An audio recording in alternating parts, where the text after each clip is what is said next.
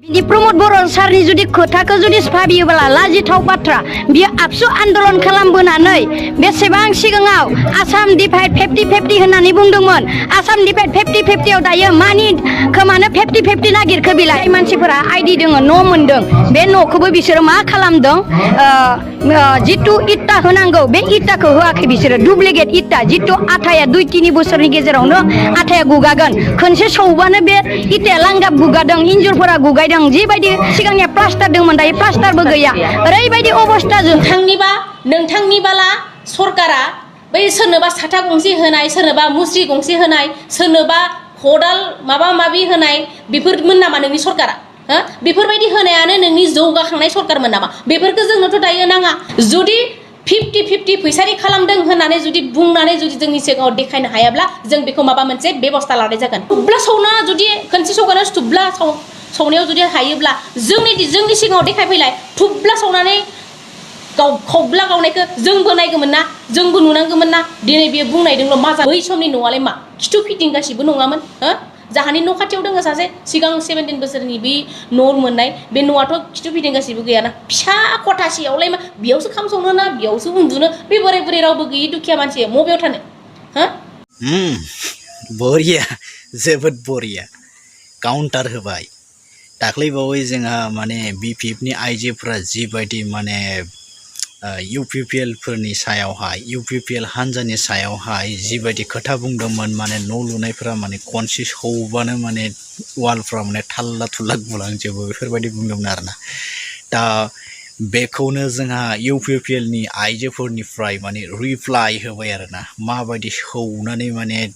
थाल्ला थुल्ला गाहोनो हायो माने देखायफै बेफोरबायदि जाबाय आरोना जोबोद इन्टारेस्टिं थ' बिदिनो जानांगौ आरोना माने जोंनि गेजेराव माने काउन्टार होलायनांगौ गावबागाव पार्टी गावबागाव हान्जाखौ स्ट्रं खालामनो थाखाय माने गावबागाव माने मिडिया स्पिचखौहाय होनांगोन आरोना थ' बे जोबोद मोजां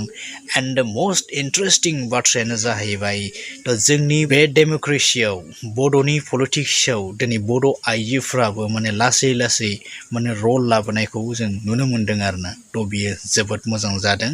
थ' बेबायदिनो जों गावबागाव हान्जाखौ गावबागाव पार्टीखौ स्ट्रं खालामनो थाखाय गावबागाव माने डेफिनेसन बा गावबागाव स्पिच बा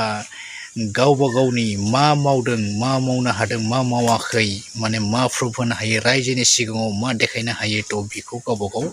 लाबोनांगोन आरोना थ' जों बेफोरबायदिनो बाथ्रा दान्थे बिदान्थेनि गेजेरजोंसो जों बादिलायनांगोन सोर बेसे मोजां मावदों सोर बेसे मोजां मावाखै बेखौ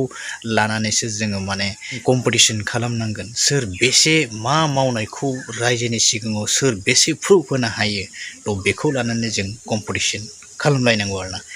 नांलाय खमलाय बुलाय सुलाय होसोलायनाय नङा दै बेफोरबायदि नङा थ' बेफोरखौ गारदो